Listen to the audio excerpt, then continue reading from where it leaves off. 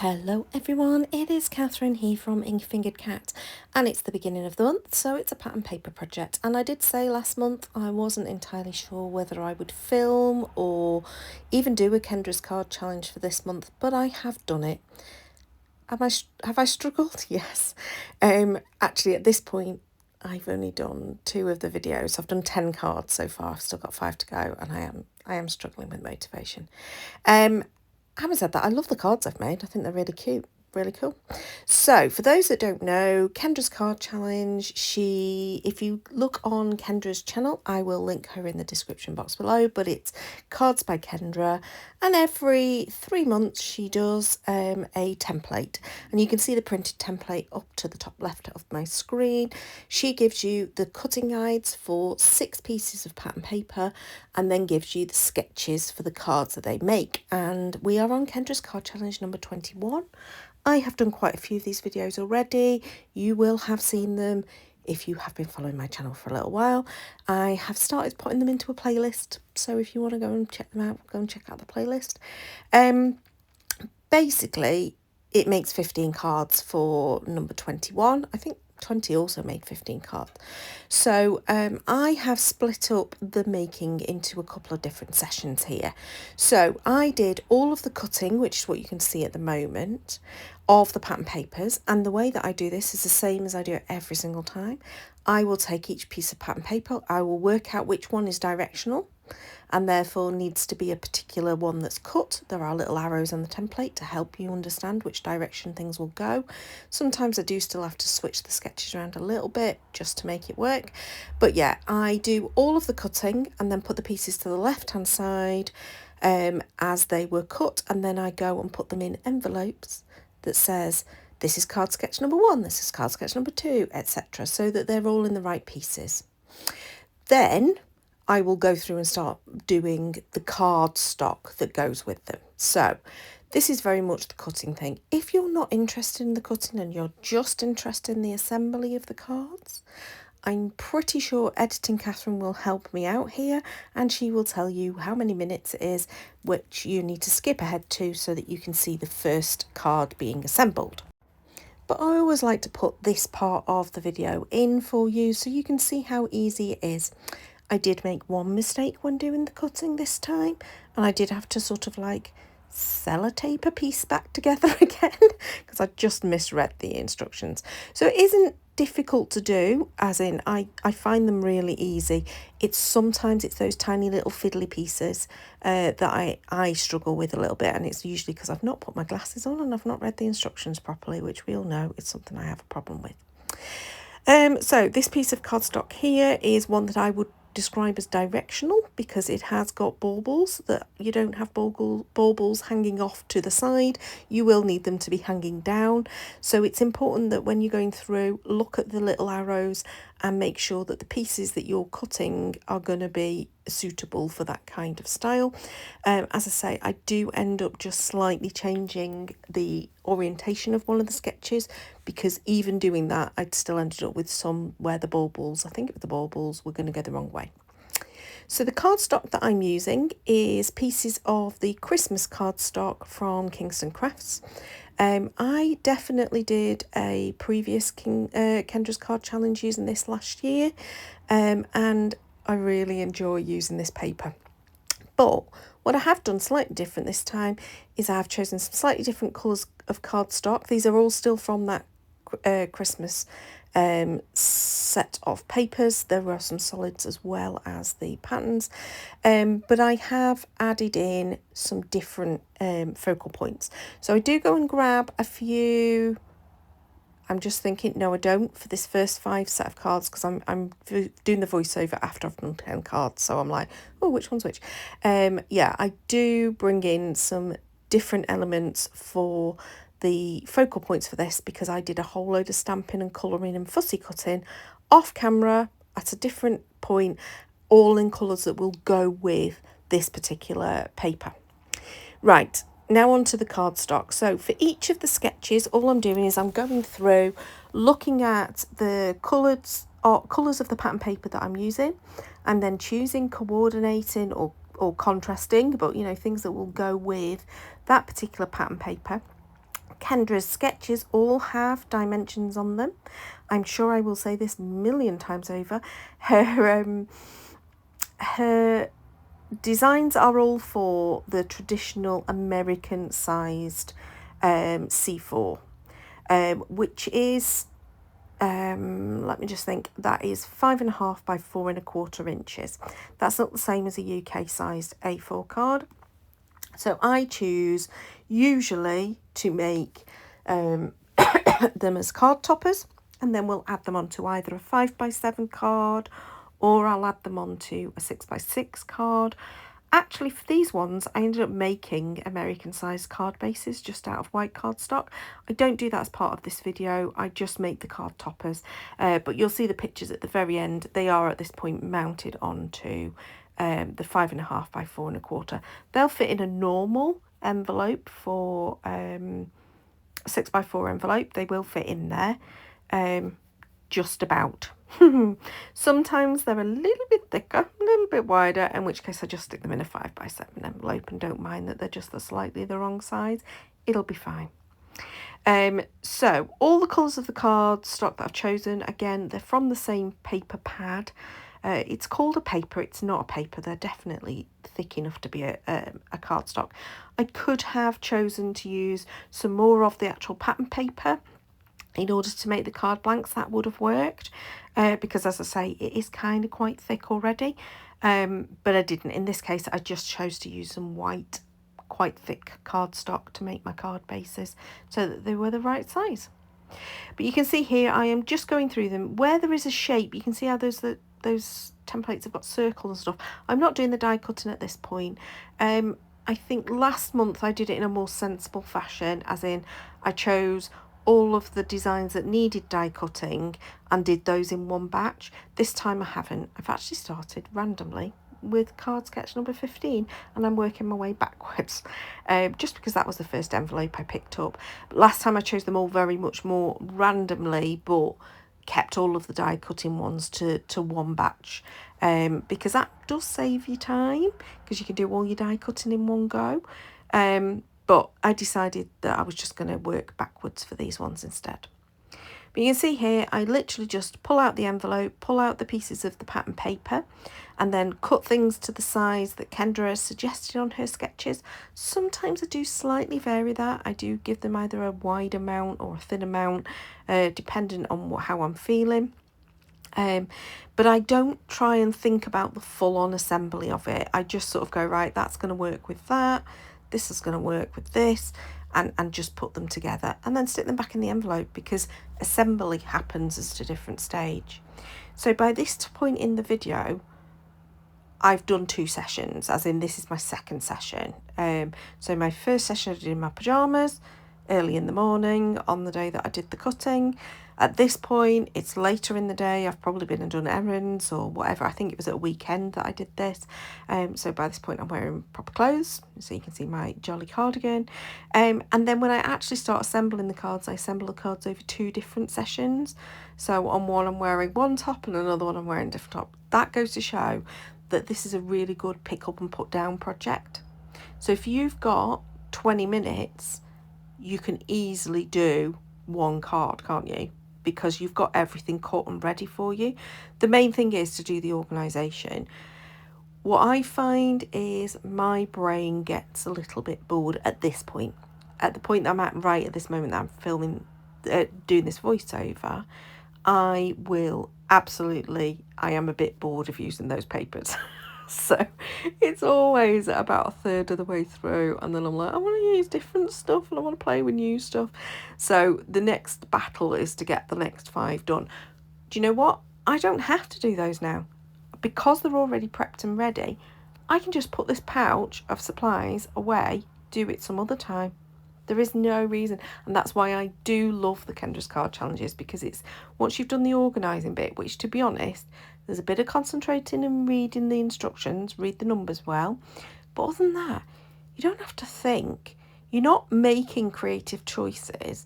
You are literally just cutting and putting things into an envelope. So that's what I love about Kendra's card challenge.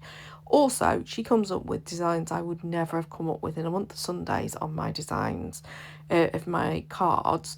The sketches are just brilliant, and I would just never have done that. So I do love them. I'm not in any way asked to tell you any of this stuff. I'm just telling you what I enjoy, because you know that's what I do. I will waffle on and tell you what's going on and what I enjoy doing. So at this point, I have done all of the cutting, all of the card. I'm doing a bit of a clean up and a bit of a tidy up, because I know I'm not going to make a card that day. And now we will move on to the assembly. So I was going to start with card sketch 15. So card sketch 15 is this one with 2 strips of the pattern paper, a base, and then there should be kind of some circles as the mount. I don't do circles, I end up just using the squares as they are. I did go straight in and stick down my pattern paper.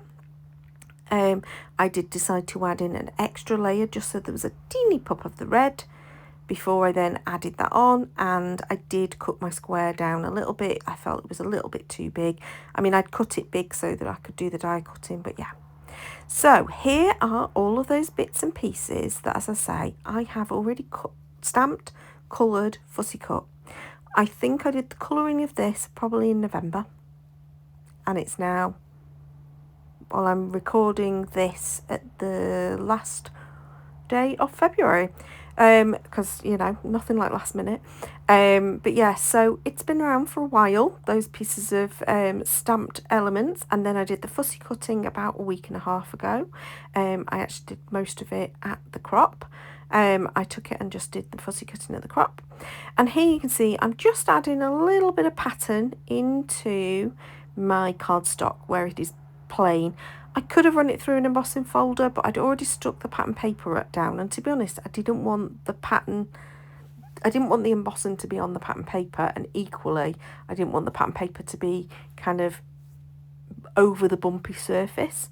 So I have pulled in a really old tool of mine, which is that Crafter's Companion Ultimate Pro. I think nearly every crafter has probably bought these in their life at some point in the UK.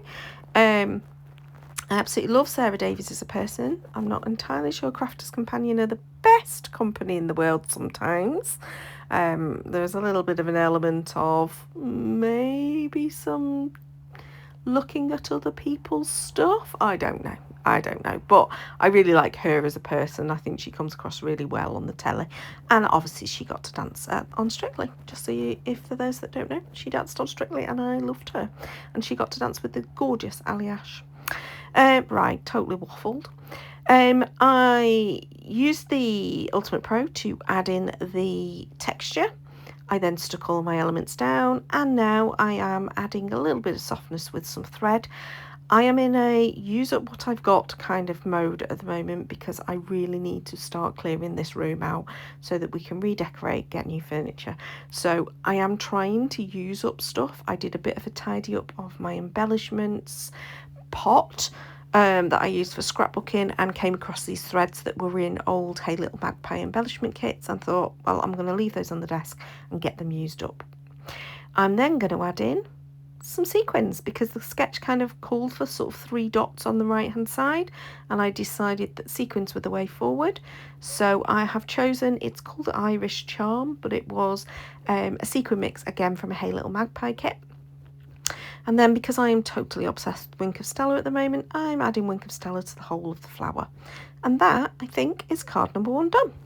So card sketch number 14 is this one. I did decide to go and die cut an oval, which is what the sketch kind of suggested.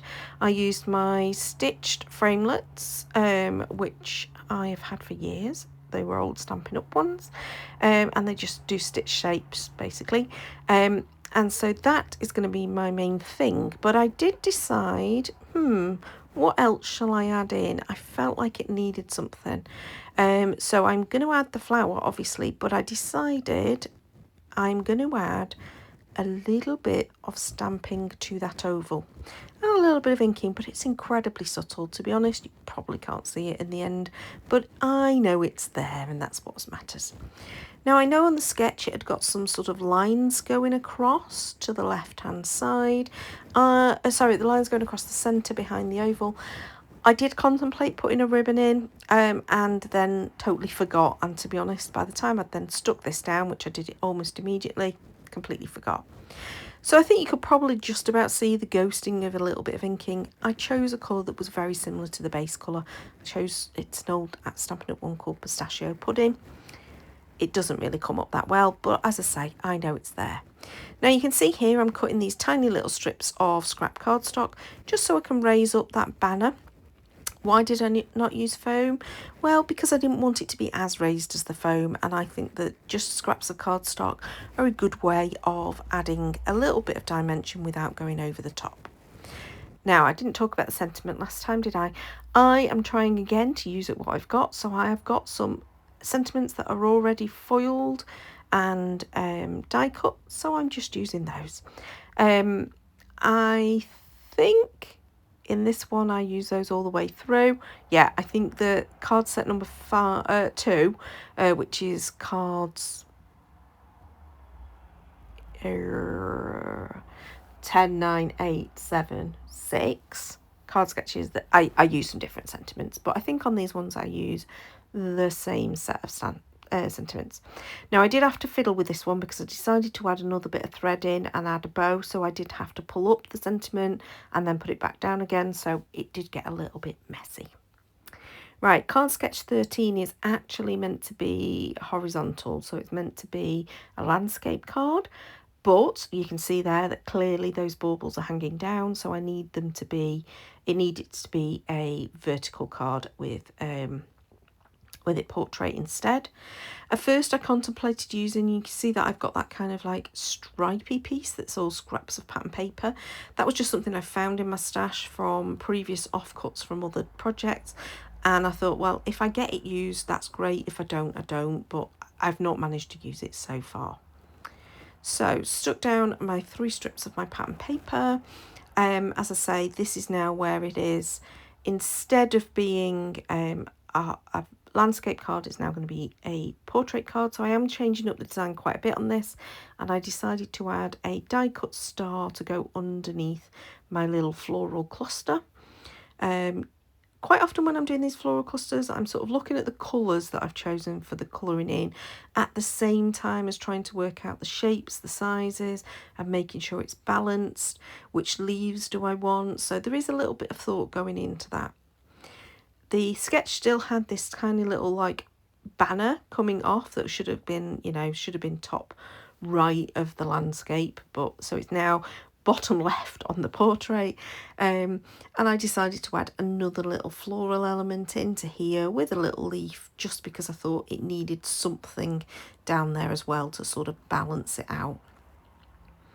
Again, I'm going to go and choose one of those foiled sentiments, and I'm adding a little bit of the foam just because I want it to go over the top of the flower, and the flower I had not the flower, the star I had added some foam to. And I think that was that one done. Oh, I did fiddle around with it and the glue sort of like leaked everywhere, so I did have to do a bit of a clean up job on that. But yeah, okay, we are nearly there. There's only a couple more cards to go, and this is card sketch number 12, and this is such a pretty one. Really love it. I ummed and ahed on this one as to whether to use the big print or the small print.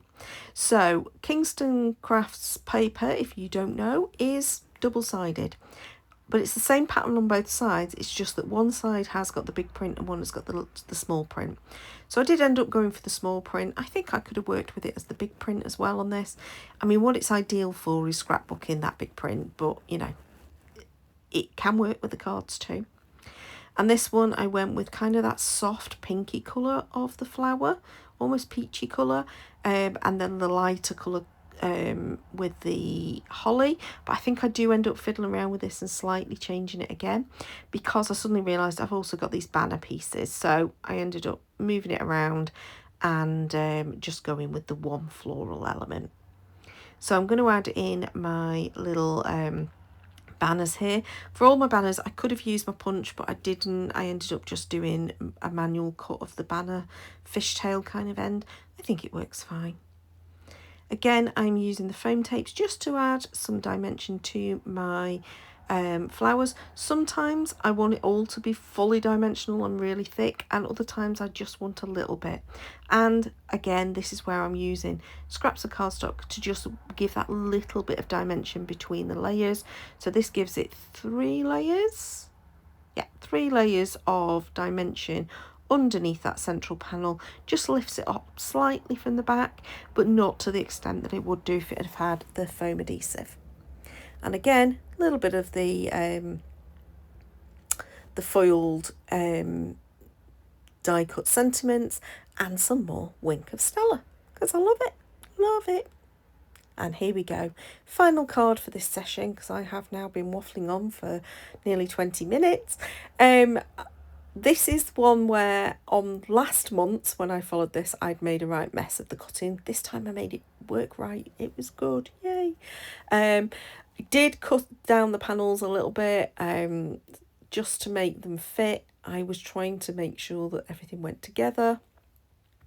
And then I ended up, when I got to this point, my little run of baubles, which is that piece, which is cut perfectly for the pattern, but it was just slightly too long and I should have trimmed it a little bit. But because I'd started too far over to the left, it did mean that there was a little bit of extra space on the right hand side I just needed to cut up.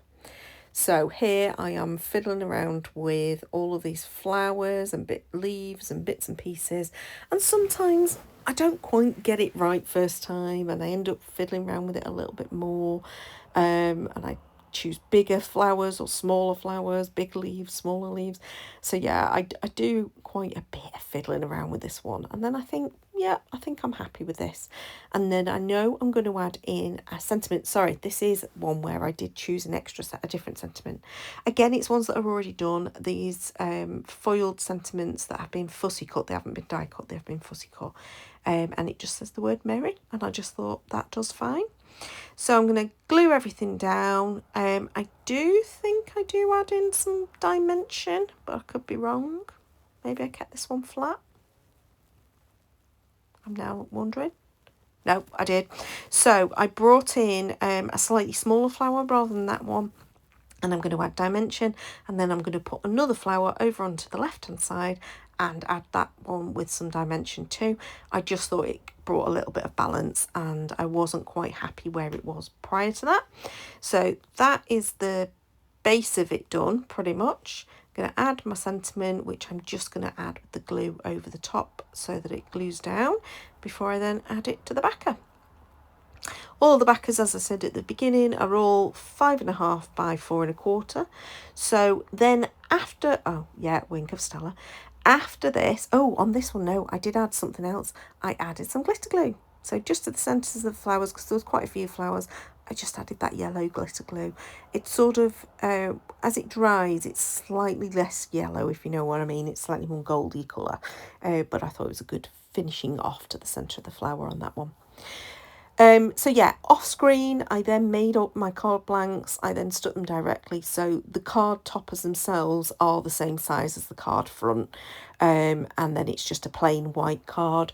I haven't at this stage gone and found any elements to go on the insides.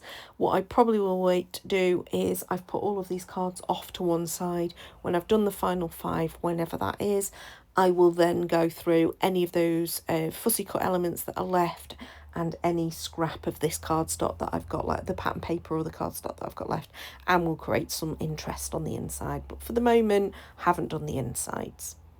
So I hope you've enjoyed this. It's been quite a long video. Apologies for that, but it's always a longer one on the first of the month, because if I'm going to do Kendra's Card Challenge, I'm going to show you the whole process. There will be more videos to come. Obviously, I've already filmed one. I need to do the voiceover for that, for the next 5 cards, and then I need to find time and energy to make the other 5 cards. So yeah, so there are more videos to come. So as I say, please do subscribe. Please do consider leaving me a thumbs up. I hope you've enjoyed the video. Leave me a comment below. Are you making Christmas cards yet or not? And until next time, thanks for watching. Bye bye.